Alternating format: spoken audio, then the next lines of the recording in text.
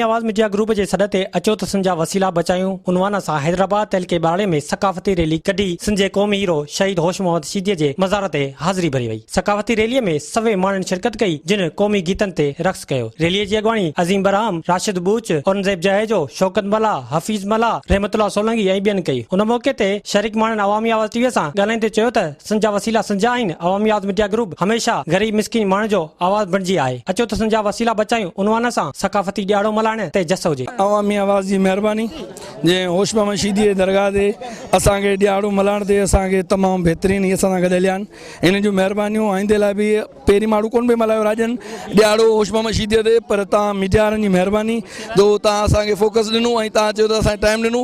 असां तव्हांजी वजह सां इहे असां अॼु दोस्तनि खे घुरायो आहे। असांजा वसीला जेके आस्ते आस्ते खिसकनि पिया, अॼोको जेको स्लोगन इहो बि हुजणु खपे त जिते असां हेॾी सारी ख़ुशी मल्हायूं था उते हिकिड़ी ॾुख जी ख़बर बि इहा बि आहे त असांजे धरती हेठां खिसके पई, असांजा समूरा वसीला असांजे अखियुनि अॻियां ग़ाइबु थींदा था वञनि। त अॼोकी हिन सिंध खे अॼोके हिन ख़ुशीअ जे मौक़े ते इहो वचन करणु खपे त सिंध जो हर बच्चो हर हलाली पुटु पंहिंजे सिंध जे वसीलनि ते मुहाफ़िज़ थी बीहंदो, उनजी हिफ़ाज़त कंदो ऐं सिंध खे इन्हनि जेके धारियुनि जी जेका नज़र आहे हिन ते उन खां बचाइण में पंहिंजो किरदारु अदा कंदो। असां शुक्रगुज़ार आहियूं अवामी आवाज़ जा जिन हिन रैली खे कवरेज कयो।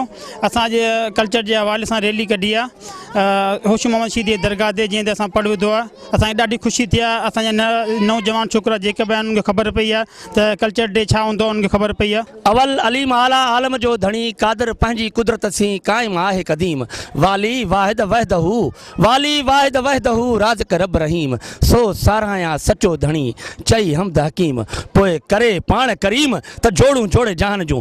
जीअं त हीअ असांजो अवामी आवाज़ वारा असीं जा तमामु शुक्रगुज़ार आहियूं। असांजो ही सिंध सकाफ़ती प्रोग्राम आहे। हीअ असांजो होशू शीदी जंहिंजी हीअ आहे मज़ार आहे। अॼु होशू शीदी इन करे हुनजो नालो आहे त हिन सिंध धरती ते पंहिंजो सिर कुर्बान कयो ऐं असांखे घुरिजे त हिन सिंध धरती सां मोहबत कयूं। अहिड़ा ॾींहं अहिड़ियुनि दरगाहनि ते मल्हाईंदा वञनि ऐं तमामु ई सुठो आहे प्रोग्राम जेको आहे पंहिंजी सिंध जी सूंहं खे ऐं सिंध जे कल्चर खे उजागर कंदे ई हिन खे माना अॻिते वधाईंदे ई माण्हुनि में शौक़ु ॾींदे ई तमामु सुठो प्रोग्राम आहे। अवामी आवाज़ जो शुक्रगुज़ार आहे जंहिं अहिड़े तक़रीब में पंहिंजो हिसो वरितो ऐं माण्हुनि खे उबलाइज कयो, माण्हुनि खे अॻिते आंदो। सभिनी खयां ते पंहिंजे महबूब नाला असीं सिंधुनि जो सॾाए वेठा हुआसीं। जीअं त हीअ अॼु हिन मज़ार ते होश मोहम्मद शीदी मज़ार ते असां सभु सिंधी गॾु थिया आहियूं।